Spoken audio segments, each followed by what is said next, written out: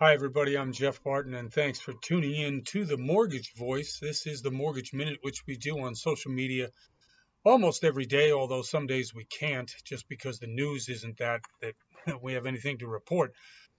We have a crazy couple, I guess, 10 days till the election, which has raised some volatility issues in the stock market, although it hasn't affected the mortgage market at all. We have seen a very slight spread between rates going up and rates staying the same and rates going down. I'll get to it right now. Anyway, I'm Jeff Barton, and thanks very much. If you want to see this, go to the Mortgage Voice on YouTube. We also have a radio show on 5 different stations in 3 different states, expanding that all the time, as well as 8 major podcasts, the Big 8, they call them. Thanks very much for tuning in. Here are the rates today. Monday, stock market dropped big time. The mortgage rates did not. 3.04% is the 30-year fixed rate. The 15-year is 2.57.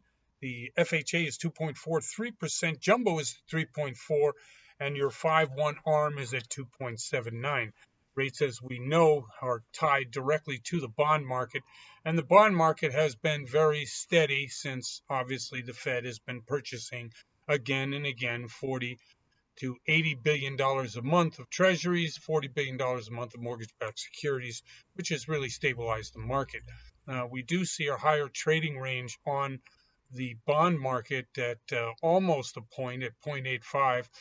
We've seen that particular number go up and down by a few basis points here and there, up 4, down 4, up 5, sideways a little bit. And that's probably going to be the trend throughout the next 10 days, although we don't know other financial instruments, what they are doing. We do know that real estate is a terrific buy, and if you can afford a down payment, you should be able to get into something now. We will see less foreclosures than we had anticipated simply because everybody in forbearance, there aren't as many people today in forbearance as there was a month ago, 3 months ago, 6 months ago. The forbearance numbers are simply this. Where are they? Hey, there it is, below 3 million in forbearance. Now, it wasn't 3 months ago that we were looking at forbearance numbers at 3.5 million, 500,000 people off the list. Now, like the COVID numbers, the forbearance numbers don't necessarily reflect how many people are still in forbearance.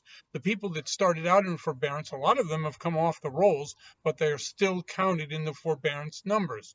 And we won't really get an accurate picture of that until the forbearance issue ends. Now, we're not quite sure when that is. It could be in January. That's when the actual forbearance timeline is supposed to end. I think we will, if we get a Biden administration or a Trump administration, we will see an extension of that.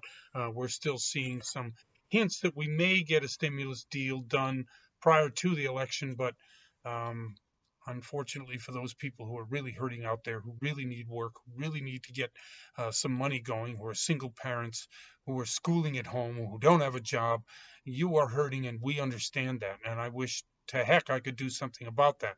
What we can do is provide those that have the ability to repay on any loan terrific rates and ability to get into a home now than you may not have been able to get into. For instance, we just sold a condominium for $1 million in a very exclusive community. It's not a brag, it's just to say that the down payment and the monthly payment on that is really low. I mean, I think they got a 3.4% loan, and as everyone knows, it's $100 for every 1 point for 100,000, right? So if it's a $800,000 loan at 3 points, you're looking at probably $4,500. They were paying $5,500 for rent.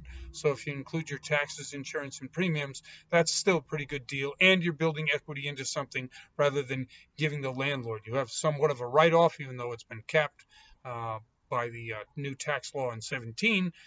There are some benefits to home ownership, and I think maybe if you take advantage of that, if you can get into something between now and let's say the end of the year, I think it'll be a good thing.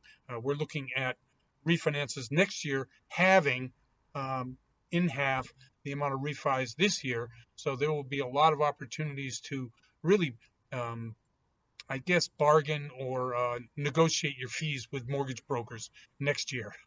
Unfortunately, that doesn't match up with what I'm trying to say about buying now, but Such is the life in real estate. Anyway, I'm Jeff Barton, your voice in the mortgage industry. Thanks very much for listening. And this has been the Mortgage Minute. We'll see you tomorrow.